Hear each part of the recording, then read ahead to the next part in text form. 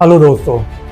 10 अगस्त 2024 को हिंडनबर्ग की 18 महीने के बाद दूसरी रिपोर्ट आई है। दोस्तों, इस रिपोर्ट में उस आदमी का नाम लिया गया है जिसकी वजह से अडानी ग्रुप को क्लीन चिट मिली थी। दोस्तों, इस बार सेबी की चेयरपर्सन माधवी बुच पे सीधे तौर पे इल्ज़ाम लगाए गए हैं और इनका लिंक उन कंपनियों में लगाया गया है जिन कंपनियों में अडानी ग्रुप को फ़ायदा पहुँचाया जा रहा था। दोस्तों, जब जनवरी 2023 में पहली बार हिंडनबर्ग की रिपोर्ट आई थी तो उसमें अडानी ग्रुप के ऊपर शेयर मैनिपुलेशन और मनचाहे तरीके से बरमुडा और मॉरिशस की कंपनियों के थ्रू अडानी ग्रुप पे फंडिंग करने और उनके शेयर के प्राइस बढ़ाने का आरोप लगा था, जिसका मामला सेबी को सौंप दिया गया था। और सेबी की प्रमुख माधवी बुच ने इस मामले में रिपोर्ट सौंपी थी और उसके बाद कोई भी अडानी ग्रुप का इन्वॉल्वमेंट नहीं बताया गया था और अडानी ग्रुप को क्लीन चिट दे दी गई थी। दोस्तों, इस बार जो रिपोर्ट आई है उसमें ये बताया जा रहा है कि माधवी बुच और उनके हस्बैंड धवल बुच की हिस्सेदारी उन्हीं बेनामी कंपनियों के अंदर है जिन बेनामी कंपनियों के थ्रू अडानी ग्रुप को फायदा पहुंचाया जा रहा था। और इसी के साथ साथ उनके कई ऐसे लिंक बताए जा रहे हैं जिसके बारे में मैं आपको डिटेल में बताने वाला हूं। दोस्तों, इससे पहले मेरे चैनल को सब्सक्राइब करना ना भूलें। दोस्तों, इस रिपोर्ट के हिसाब से जब ये कपल सिंगापुर में रहता था तो उस समय माधवी बुच 2 कंपनियां ऑपरेट कर रही थी जिसका रजिस्ट्रेशन 2013 में करवाया गया था, जिसमें से एक अगोरा पार्टनर पीटीई लिमिटेड जो सिंगापुर में रजिस्टर्ड थी और दूसरी वाली अगोरा एडवाइजरी प्राइवेट लिमिटेड जो मुंबई के एड्रेस पे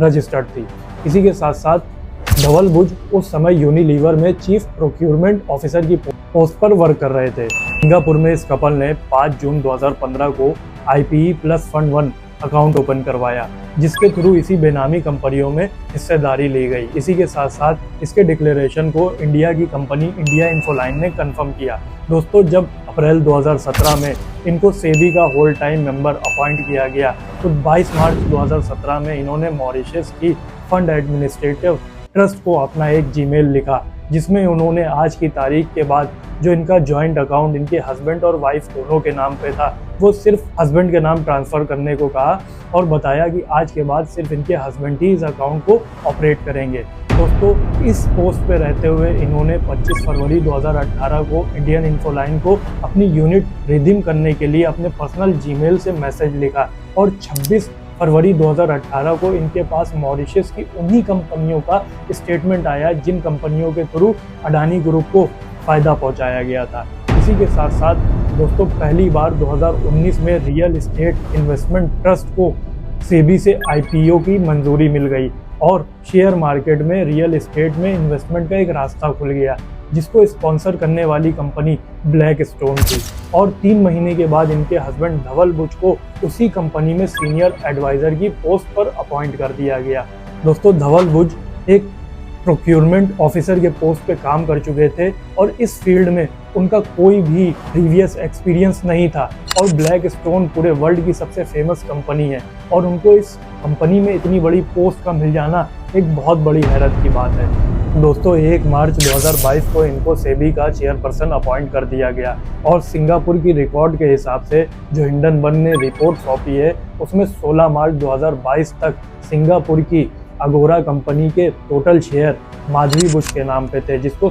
16 मार्च के बाद ट्रांसफ़र किया गया। दोस्तों, अक्टूबर 2022 में लगभग 2 बार मुंबई हेडक्वार्टर में high profile businessman Adani group का 2 बार मीटिंग 4 हफ्तों के अंदर लगातार हुई और पूछे जाने पर इसको रूटीन चेकअप बताया गया। दोस्तों, आज से पहले कभी भी कोई हाई प्रोफाइल बिजनेसमैन का सेबी में आने जाने का प्रोसेस कभी भी नहीं हुआ। इसी के साथ साथ जनवरी 2023 में हिंडनबर्ग की रिपोर्ट आई और अडानी ग्रुप पर स्टॉक मैनिपुलेशन, अकाउंटिंग फ्रॉड और बेनामी कंपनी बरमुडा और मॉरिशस की बेनामी कंपनियों के थ्रू अपने कंपनी के शेयर बढ़ाने का आरोप लगा, जिसके बदले ये मामला सुप्रीम कोर्ट ने सेबी को सौंप दिया। और दोस्तों, 6 जज के पैनल के सामने सेबी की चेयरपर्सन ने प्रेजेंटेशन दिया और बताया कि सेबी ये बात मानने को तैयार है कि इनडायरेक्टली तौर पे अडानी ग्रुप को फ़ायदा पहुंचाया गया है, लेकिन इसमें अडानी ग्रुप का कोई भी इन्वॉल्वमेंट नहीं है और 13 बैंक स्टेटमेंट और 42 लगभग बैंक अकाउंट की डिटेल सेबी के पास है, लेकिन इसका कोई भी पुख्ता सबूत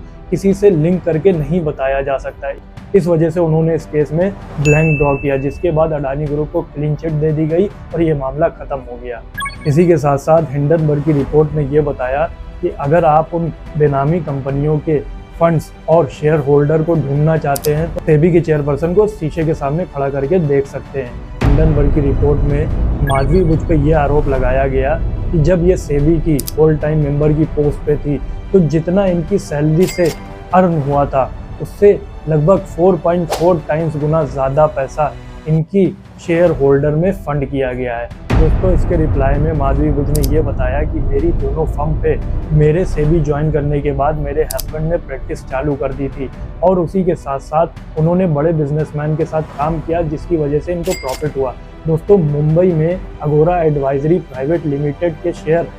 31 मार्च 2024 के रिपोर्ट के हिसाब से इनके ही नाम पर रजिस्टर है। लगभग 99% शेयर अभी भी माधवी बुच के नाम पे हैं और उसके डायरेक्टर धवल बुच हैं। दोस्तों इसी के साथ साथ इनके ऊपर यह आरोप लगा कि इन्होंने अपने हर कॉन्फ्रेंस और मीटिंग में रियल एस्टेट इन्वेस्टमेंट ट्रस्ट को प्रमोट किया और बताया फ्यूचर में सबसे बढ़िया आईपीओ यही है और इसी में पैसे लगाने चाहिए। दोस्तों जिस पोस्ट पे माधवी बुच को 2017 में अपॉइंट किया गया था ये पॉलिटिकली सेंसिटिव अपॉइंटमेंट था इससे और इसी के साथ साथ इनको 2022 में इसका चेयरपर्सन बना दिया गया। दोस्तों क्या जब ये सुप्रीम कोर्ट में जजों के पैनल के सामने अपना प्रेजेंटेशन दे रही थी उस समय सबको ये मालूम था कि उसी बेनामी कंपनी में इनके भी पैसे लगे हुए हैं जिन बेनामी कंपनियों के थ्रू अडानी ग्रुप को फायदा पहुंचाया गया है, या इन्होंने अपने इस पोस्ट पे आने से पहले टोटल सारे कागज या अपना पेपर वर्क कंप्लीट किया था, या इससे भारत सरकार अनजान थी जो उसको इस बारे में नहीं मालूम था। दोस्तों अब आगे क्या होने वाला है? क्या सेबी की चीफ